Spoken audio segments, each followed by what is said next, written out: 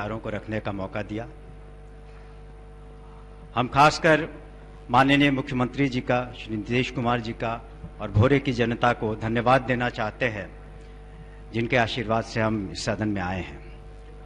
हम अपने स्वर्गीय पिताजी को भी श्रद्धा सुमन अर्पित करना चाहेंगे, जो वो इस सदन के सदस्य भी रहे, मंत्री भी रहे और मेंबर ऑफ कॉन्स्टिट्यूएंट असेंबली भी रहे।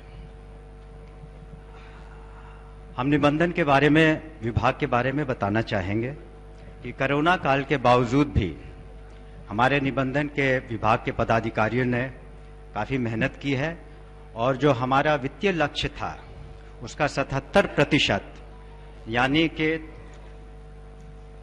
3,617 करोड़ का लक्ष्य प्राप्त कर लिया है।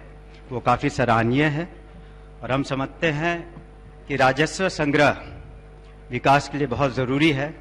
इसलिए हम लोगों ने हर तरह की सुविधा दिए रखी है। ऑनलाइन रजिस्ट्री के अलावे रविवार को भी कार्यालय खुले हैं और ऑनलाइन स्लॉटिंग की भी सुविधा है। हम सदन को आश्वस्त करना चाहेंगे कि आने वाले वित्तीय वर्ष में पूरा विभाग पूरी मेहनत के साथ राजस्व के लक्ष्य को प्राप्ति करने के लिए कार्रवाई करेगा। जहां तक पूर्ण शराबबंदी, नशाबंदी की बात है, तो इसका उल्लेख डायरेक्टिव प्रिंसिपल में है। महात्मा गांधी जी ने अपने विचारों में रखा था।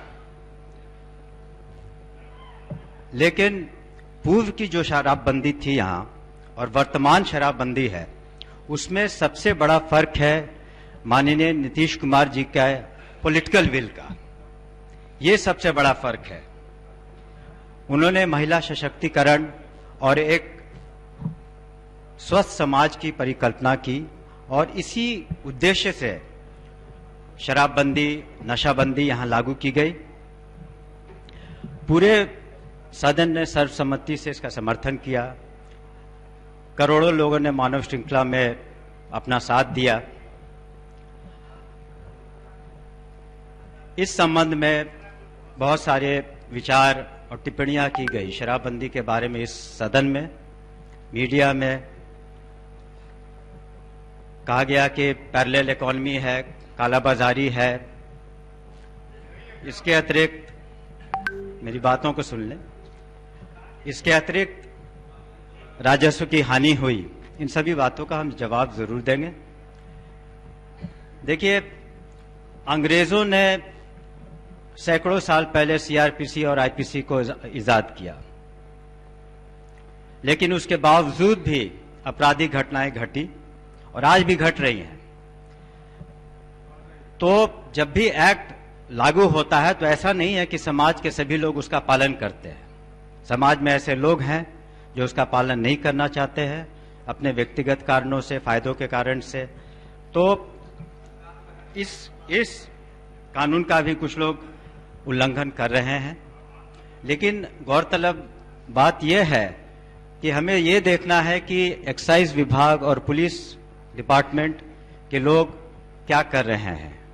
तो मैं आपको आश्वस्त करना चाहूंगा कि पुलिस डिपार्टमेंट और एक्साइज डिपार्टमेंट बिल्कुल समन्वय के साथ काम कर रहा है और कुछ आंकड़ों को हम जरूर पेश करना चाहेंगे, क्योंकि ये एक संपादकीय बात हम नहीं करना चाह रहे हैं।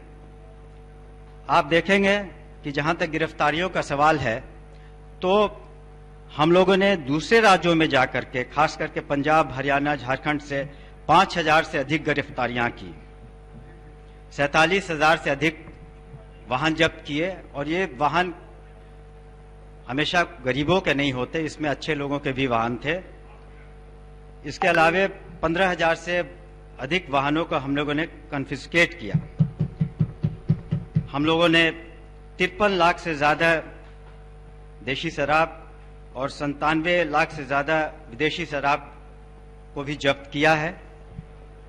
और हमारे इरादे इस बात से स्पष्ट है कि हाल में जो पटना के बाईपास में जो शराब की बरामदगी हुई थी, अब निर्णय लिया गया है कि उसी गोदाम में, अब उसी जगह पर अब थाना खुलेगा।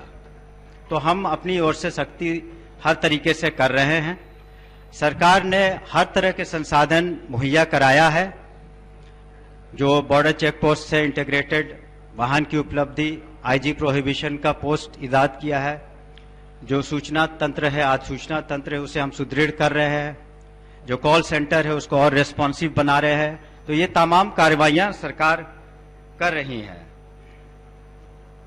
अभी कहा गया कि ये पुलिस के या प्रशासन के संरक्षण में हो रहा है, तो मैं इस सदन को बताना चाहूंगा कि हम लोगों ने अपने विभागों में भी बहुत सख्त अनुशासनिक कार्रवाई की है।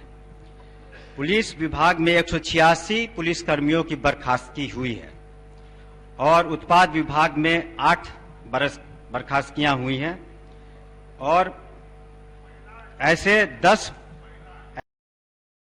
60 एसएचओ हैं जो 10 वर्ष तक अब दोबारा थाना प्रभारी नहीं बन पाएंगे। तो मैंने समझता है ऐसा कोई भी विभाग होगा जिसने 4 साल में इतनी ज्यादा सख्त कार्रवाइयां की होंगी। तो सवाल ये नहीं पैदा उठता है कि किसी तरह की अनुश्रवण में कमी रही है या हम लोगों ने जोरदार कार्रवाई नहीं की है। कुछ दिन पहले जैसा कि अखबारों में आपने पढ़ा कि गोपालगंज के बहुचर्चित कांड में निर्णय आया, आजीवन कारावास हुए, फांसियां हुई। तो ये एक स्पष्ट संदेश है वैसे लोगों के लिए जो इस अवैध धंधे में जुड़े हुए हैं। मेरी बात सुनिए, बैठिए, पूरी बात सुनिए। माननीय मंत्री बोला, देखिए आप बैठ जाए, नहीं आप अनुमति के कुछ नहीं जाएगा आप लोग का, बैठ जाइए। आप बैठ जाइए। देखिए ये स्पष्ट, आप सुन लीजिए पूरी बात। ये स्पष्ट दिखलाता है कि बहुत गंभीरता से बोल रहे हैं, पहली बार बोल रहे हैं, सुनिए। ये स्पष्ट दिखलाता है कि कानून के हाथ बहुत लंबे होते हैं और नहीं सभी के लिए। आपको मैंने बताया, सदन को हमने बताया कि 5000 से ज्यादा गिरफ्तारियां दूसरे प्रदेशों में हुई हैं और जो भी साक्ष्य मिलेगा हम उसकी गिरफ्तारियां सुनिश्चित करेंगे। उधर मत देखिए। देखिए अब तक लिए आप लोगों ने रेवेन्यू लॉस की बात कही, तो इसका जो आपने रेवेन्यू लॉस की बात कही, तो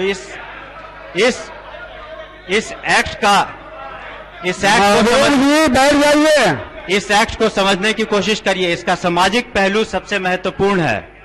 आधी आबादी हमारी महिलाएं हैं और ये निश्चित है कि महिलाओं में एक सुरक्षा की भावना उत्पन्न हुई है। मैं दावे के साथ कह सकता हूं कि आज कोई पटना के डाक बंगले चौराहे पर, आपके खगड़िया के चौराहे पर कोई पी करके हंगामा नहीं कर सकता है। महिलाओं में सुरक्षा की भावना उत्पन्न हुई है। निश्चित रूप से महिला उत्पीड़न में कमी आई है, दहेज उत्पीड़न में कमी आई है, घरेलू हिंसा में कमी आई है। ये सभी आंकड़े बताते हैं। जबकि जनसंख्या बढ़ी है तब भी ये संख्याओं में कमी आई है, एक्सीडेंट में कमी आई है और जो WHO ने भी कहा है सुसाइड इत्यादि भी कारण शराब है, तो उसमें भी। और ये कहा जाता है कि हॉस्पिटैलिटी सेक्टर, टूरिज्म में कमी आई है। लेकिन सच्चाई ये है कि जो आंकड़े बताते हैं कि 2015 से 2019 तक 21% से अधिक फॉरेन और डोमेस्टिक टूरिस्ट का इजाफा हुआ है। तो निश्चित रूप से हमारी कार्य योजना है वो, ये हम बस संक्षिप्त में अपनी बात को, हमारी कार्य योजना है कि जो बड़े आंकड़ा देकर बोल रहे हैं ना मंत्री, ये हमारी कार्य योजना है कि जो माफिया है खास करके उनको साक्ष्य के आधार पर हम कहीं भी रहें गिरफ्तार करेंगे, स्पीडी ट्रायल करेंगे और आने वाला दिनों में सुनिश्चित करेंगे कि उनके प्रॉपर्टी को कॉन्फिस्केट करके ऑक्शन करें। मानिए अंत में मैं यही कहना चाहूंगा, ये एक बहुत ही अनूठा पहल है और इस सदन ने पूर्व में साथ दिया है और मैं चाहूंगा कि आपके जो भी विचार या सुझाव है आप हमें दे सकते हैं, कोई सूचना हो वो भी दे सकते हैं। हम निश्चित रूप से कार्रवाई करेंगे और अंत में यही कह के अपनी बातों को समाप्त करना चाहूंगा कि सच्चाई और निष्ठा की नाव डगमगा सकती है, हिचकोले खा सकती है, लेकिन वो अपना सफर सफलतापूर्वक तय करेगी अपने बलबूते। जय हिंद।